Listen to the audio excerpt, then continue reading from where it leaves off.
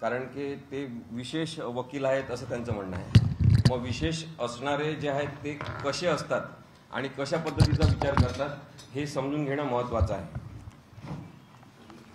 Electoral bond हा खूप मोठा घोटाळा झाला। या संदर्भात 2017 पासून अनेक जणांनी आक्षेप घेतले, सर्वोच्च न्यायालयामध्ये केस झाली आणि शेवटी सर्वोच्च न्यायालयाने सांगितलं की हे इलेक्टोरल बॉन्ड जे आहेत ते बेकायदेशीर आहेत, घटनाबाह्य आहेत। उज्ज्वल निकम साहेबांनी निवडणूक रोख्यांच्या या घोटाळ्याबद्दल काहीही मत व्यक्त केलं नाही, त्यांचं याच्याबद्दलचं मत काय हे त्यांनी सांगितलं पाहिजे। इलेक्टोरल बॉन्ड हा राजकीय भ्रष्टाचार आहे असं त्यांनी निसंदिग्ध आणि स्पष्ट शब्दात सांगितलं तर ते विशेष कायदेतज्ञ ठरतील। भाजपचा सहयोगी पक्ष असलेल्या जनता दल याच्यातला जो एक खासदार आहे प्रज्वल रेवण्णा यांनी जवळपास 2200 मुलींचे व्हिडिओ केले असं म्हणतात आणि अनेक मुलींचे व्हिडिओ व्हायरल केले। तो फरार आहे। तर अशा पद्धतीने ज्यांनी अनेकांचा लैंगिक छळ केलेला आहे त्याबद्दल उज्ज्वल निकम यांचं काय म्हणणं आहे हे त्यांनी जाहीरपणे सांगणं आवश्यक आहे। मी साधारणतः 15 ते 20 प्रश्न उज्ज्वल निकम यांच्यासाठी आपल्यासमोर उपस्थित करतो आहे। खेळातील जे तारे होते, कुस्तीगीर महिला होत्या, त्यांचा लैंगिक छळ करणारा भाजपचा खासदार ब्रिजभूषण याच्या संदर्भात सगळ्या देशामध्येच नाही तर जगामध्ये चर्चा झाली आणि तरी सुद्धा भाजपनी नरेंद्र मोदी अमित शहानी त्यांना संरक्षण दिलं, तेव्हा एकही शब्द उज्ज्वल निकम यांनी ब्रिजभूषण याच्याबद्दल काढलेला नाही। लैंगिक छळ स्त्रियांचा होतो, त्यांना संरक्षणासोबतच सन्मानाची गरज आहे याबद्दल त्यांनी कोणताही विचार मांडला नाही। त्यामुळे ते विशेष वकील ठरतात का हा मुद्दा पुन्हा एकदा महत्त्वाचा आहे। शेतकऱ्यांचे जे प्रश्न बरेचदा होते की शेतकरी आणि शेतीमाल याला कोणत्याही प्रकारे कायदेशीर संरक्षण नाही, त्यांना हक्क नाही आणि त्या पार्श्वभूमीवर कृषी कायदे जे 3 करण्यात आले ते अत्यंत चुकीचे होते, अन्यायकारक होते। त्यामुळे भारतातल्या सगळ्या शेतकऱ्यांनी त्याच्याबद्दलचं आंदोलन सुरू केलं आणि 700 शेतकरी त्या आंदोलनामध्ये मेलेले आहेत। पण ही शेतकऱ्यांची बाजू मांडण्यासाठी उज्ज्वल निकम सर एकदाही मीडियासमोर आले नाही। त्यांनी एकदाही म्हटलं नाही की कृषी कायदे जे आहेत ते अन्यायकारक आहे आणि भाजप असे कायदे करत असतील तर ते चुकीचं आहे असं त्यांनी स्पष्टपणे सांगितलं नाही। आणि त्यामुळे विशेष भूमिका जेव्हा घ्यायची होती कायद्याबद्दलची तेव्हा त्यांनी ती घेतलेली नाही असं आपल्याला दिसते। रामदेव बाबा आणि त्यांच्यासोबतचा तो माणूस बालकृष्ण नावाचा, त्यांनी योगा प्रसारासाठी चांगलं काम केलं असेल, परंतु पतंजली नावाच्या औषध कंपनीद्वारे त्यांनी जो व्यापार आणि धंदा भारतामध्ये वाढवला, चुकीच्या जाहिराती प्रसारित केल्या, तेव्हा सुद्धा उज्ज्वल निकम सरांनी एकदाही drugs and magic remedies act हा जो कायदा आहे हा कायदा त्याची अंमलबजावणी, त्या अंमलबजावणीमुळे किती लोकांचं भलं होऊ शकते याच्याबद्दल एकदाही बोलले नाही।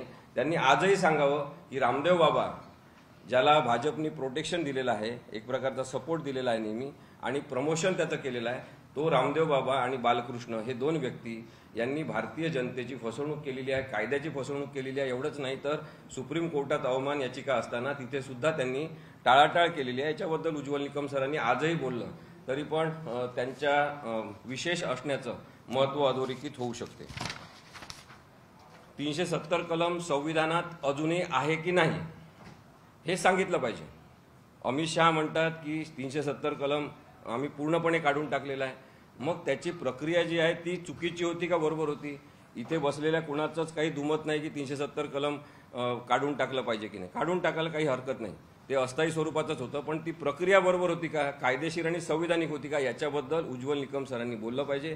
आज त्यांनी सांगितलं पाहिजे निदान निवडणुकीला उभे असताना की 370 कलमाबाबत अमित शहा जे बोलत आहेत ते अर्धसत्य आहे, 370 कलम अजूनही संविधानात आहे हे त्यांनी जनतेला सांगितलं पाहिजे।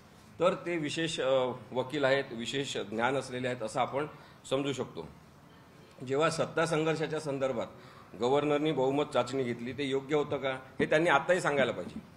त्यांनी हे सांगायला पाहिजे की मंत्रिमंडळाच्या सल्ल्याने गव्हर्नरनी वागायचं असते की इंटरप्रिटेशनचा अधिकार स्वतःच वापरून कसंही वागायचं असते।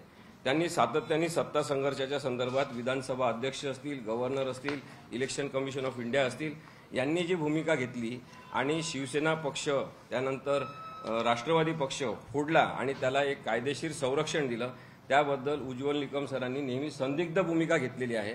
आणि त्यामुळे संसदेमध्ये जिथे कायदे तयार होणार आहेत तिथे अशा प्रकारे संदिग्ध भूमिका घेणारे नसले पाहिजे असं जर लोकांना वाटत असेल तर त्याच्याबद्दलचं स्पष्टीकरण उज्ज्वल निकम सरांनी दिलं पाहिजे। त्यांनी कायदेविषयक सुधारणाबद्दल कधीच ते बोललेलं आपल्याला दिसणार नाही। कोणत्याही ज्युडिशियल रिफॉर्मबद्दल ते बोलले नाही। ज्युडिशियल अकाउंटेबिलिटी बिल जे आहे की न्यायालयाचं उत्तरदायित्व काय असेल, न्यायव्यवस्था जास्त लोकांच्यासाठी काम करणारी कशी असेल याच्याबद्दल अभ्यासपूर्ण मत त्यांनी मांडलेलं आपण मला दाखवा। शिक्षेच्या स्वरूपाबद्दल त्यांनी कधीही काम केलेलं नाही। त्यांचं असं म्हणणं आहे की शिक्षा दिली की विषय संपला, पण जगामध्ये सगळीकडे जे सुरू आहे की शिक्षेच्या स्वरूपात बदल करा, शिक्षा आणखी आधुनिकीकरण त्याचं करा, याबद्दल त्यांनी कोणताही विचार व्यक्त केलेला नसल्यामुळे त्यांनी विशेष वकिली ज्ञान किंवा विशेष कायदेविषयक तज्ञता दाखवलेली नाही आहे असं माझं मत आहे। पुनर्वसनाच्या संदर्भात म्हणजे रिहॅबिलिटेशनच्या संदर्भात जे जे कायदे आहे त्याच्यावर काम करणाऱ्या वकिलांची भारताला गरज आहे याबद्दल त्यांनी कधी विचार केला नाही, कारण की पुनर्वसनासंदर्भात त्यांचा काही विचारच नाही। त्यांना कदाचित पुनर्वसनाबद्दलचे कायदेच माहिती नाही। क्रिमिनल लॉमध्ये सुद्धा पुनर्वसनाची संकल्पना आहे, त्याच्यावर त्यांनी कधीही कोर्टामध्ये युक्तिवाद करताना फर्स्ट ऑफेंडर्स ॲक्टबद्दल ते बोलले नाही। कधीच त्यांनी जे निर्दोष असतील किंवा कमी शिक्षा द्या आणि यांना सुधारणा करण्यासाठी पाठवा अशा गुन्ह्यांच्या संदर्भात, जेव्हा ते माइल्ड स्वरूपाचे गुन्हे असतात किंवा एका मोठ्या गुन्ह्यामध्ये काही लोक हे विनाकारण गोवलेले असतात, त्यांना रिहॅबिलिटेशनसाठी पाठवा असा विचार त्यांनी कधी मांडलेला नाही। 2023 मध्ये 116 वेळा इंटरनेट बंद पडलेला आहे आणि भारताने इंटरनेट सेवा बंद करण्यामध्ये मागच्या या 2014 पासून जी काही क्रांती केलेली आहे, साधारणतः जगामध्ये घडतात अशा घटनांपैकी 52% हे इंटरनेट भारतामध्ये बंद पाडण्यात आलेलं आहे। वेगवेगळ्या आंदोलनांच्या वेळेस हे इंटरनेट सेवा बंद करण्यात आलेली आहे आणि सरकार पुरस्कृत अशा प्रकारे इंटरनेट सेवा बंद करणं हे अभिव्यक्ती स्वातंत्र्याचं उल्लंघन आहे की नाही याबद्दल उज्ज्वल निकम सरांनी सांगितलं पाहिजे। 2023 मध्ये 116 वेळा इंटरनेट शटडाऊन झालेला आहे आणि 41% अशी ही जगाच्या तुलनेमध्ये आकडेवारी आहे जी खूप भयानक आहे। आणि त्यानंतर मागच्या 6 वर्षामध्ये कंटिन्युअसली अशा प्रकारे इंटरनेट सेवा डाऊन करण्यात आलेली आहे। आपण याच्याबद्दलची जास्त माहिती पाहिजे असेल तर internet societies net loss calculator या संस्थेने प्रसिद्ध केलेला अहवाल बघू शकता। पण याच्याबद्दल उज्ज्वल निकम सर कधीच बोलले नाही, कारण की इंटरनेट हे एक फ्रीडम आहे नवीन प्रकारचं आणि त्या स्वातंत्र्याबद्दल आपण बोलायला पाहिजे असं त्यांना कधी वाटलं नाही। लेखक, कवी, विचारवंत यांना जेलमध्ये टाकण्यात आलं वेळोवेळी या 2014 पासून। कार्टुनिस्टला अटक करण्यात आली, पण त्यावेळेस सुद्धा उज्ज्वल निकम सर कधी तुम्हाला जसं ते बोलवून माझा इंटरव्ह्यू घ्या म्हणून सांगतात तसं त्यांनी या विषयावर कधी इंटरव्ह्यू घ्या असं कोणाला बोलावलेलं नसेल असं मला वाटतं। दाभोळकर, गोविंद पानसरे अशासारख्या विचारवंतांच्या हत्या झाल्या, पण तेव्हा जे हत्याकांड घडवणारे विचारधारा आहे त्यांच्या विरोधात कधीही त्यांनी वक्तव्य केलेलं नाही आणि म्हणून ते विशेष ठरत नाही आणि त्यामुळे ते क्लेम करू शकत नाही की मला निवडून द्या, कारण की मी मग आता कोणीतरी सांगितलं की त्यांना निवडून दिल्यावर ते कायदा मंत्री होणार आहेत। आता या सगळ्या विषयांवर जे कधी बोललेच नसतील ते जर कायदा मंत्री होणार असतील तर ते तिथे निवडून न गेलेले बरे असं माझं स्पष्ट मत आहे। जेव्हा आणीबाणी होती तेव्हा काँग्रेसने मिसा कायदा लावला आणि एका कलमाचा आधार घेऊन ती आणीबाणी लावली होती आणि इंदिरा गांधींचा मोठेपणा आहे की त्यांनी जाहीरपणे सांगितलं की आणीबाणीच्या बद्दल माझी चूक झाली आणि तरी सुद्धा अजूनही त्यांच्याबद्दल प्रश्न विचारण्यात येतात। पण याच पार्श्वभूमीवर आपण हे समजून घेतलं पाहिजे की ज्या काही कायद्यांच्या संदर्भातल्या असंविधानिक घटना घडलेल्या आहेत त्याच्यामध्ये संसदेतून 140 पेक्षा जास्त खासदारांना निलंबित करायचं आणि एकतर्फी पद्धतीने कायदे करून घ्यायची घटना भारतामध्ये घडत असताना, सगळ्या न्यूजपेपरमध्ये ती प्रकाशित झालेली असताना एकदाही उज्ज्वल निकम यांनी ही संसदीय कार्यपद्धती डिस्टर्ब करणारी आणि संविधानाची तोडमोड करणारी प्रक्रिया आहे असं स्पष्टपणे आपल्या भारतातल्या महाराष्ट्रातल्या लोकांना सांगितलेलं नाही आणि त्यामुळे ते विशेष ठरत नाही। जामीनच्या संदर्भात सर्वोच्च न्यायालयापासून सगळ्यांनी आता तत्व म्हणून स्वीकारलं की जेव्हा जेलमध्ये पाठवायचं की बेल द्यायची असा विषय तेव्हा बेल दिली पाहिजे, जेलमध्ये त्या माणसांना पाठवू नका, कारण की गुन्हा सिद्ध होण्याच्या आधीच कोणाचं तरी गुन्हेगारीकरण करणं चुकीचं आहे हे सांगितलं। पण हा विचार उज्ज्वल निकम सरांना कधीच समजलेला नाही। PMLA सारखा कायदा, मनी लॉन्ड्रिंगचा जो कायदा आहे तो कायदा राक्षसी स्वरूपाचा आहे, त्याच्यामध्ये जे बदल केलेले आहेत ते चुकीचे आहे, याबद्दल सुद्धा उज्ज्वल निकम सरांनी एकदाही सांगितलं नाही। आजही त्यांनी सांगावं की PMLA कायदा हा चुकीचा आहे, त्याचा भाजपनी, अमित शहांनी ईडीच्या आणि CBIच्या माध्यमातून गैरवापर केलेला एकदा तरी त्यांनी आता सांगावं। ते सांगतात का तुम्ही बघा, त्यांना तुम्ही आज प्रश्न विचारून बघा. कारागृहातील गरीब कैद्यांबद्दल कधी त्यांनी सहानुभूती व्यक्त केली नाही. प्रत्येकजण गुन्हेगार नसतो, परिस्थितीनुसार गुन्हा होत असतो. त्या प्रत्येक माणसाला कायद्याच्या प्रक्रियेनुसार शिक्षा झाली पाहिजे.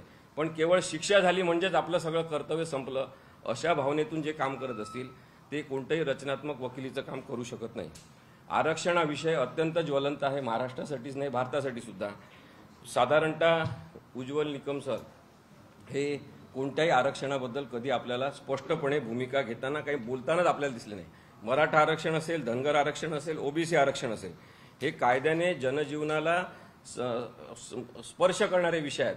पण याच्या संदर्भात कायदेशीर तरतुदी काय, याच्या संदर्भात फसवणूक कोणी केली महाराष्ट्राची, याच्याबद्दल त्यांनी आजही भूमिका मांडावी असं माझं स्पष्ट मत आहे. लव्ह जिहाद हा एक खोटा विषय तयार करण्यात आला, ज्याच्याबद्दल खोटे सिनेमे करण्यापर्यंतची मजल गेली आणि केरळ स्टोरी नावाचा खोटा सिनेमा तयार करण्यात आला, ज्याच्यामध्ये 32,000 मुलींचं धर्मांतर केलं, त्यांना विकलं वगैरे अशा सगळ्या गोष्टी तयार करण्यात आल्या. याबद्दल उज्ज्वल निकम सरांनी बोलायला पाहिजे, आज बोलायला पाहिजे. ज्या मतदारसंघातून ते उभे आहेत, उत्तर मध्य मुंबईतून, त्या मतदारसंघात त्यांनी आज बोलायला पाहिजे की लव्ह जिहाद हा विषय त्यांना काय वाटतो. त्यांचं आंतरजातीय विवाहांना समर्थन आहे का, त्यांनी सांगावं.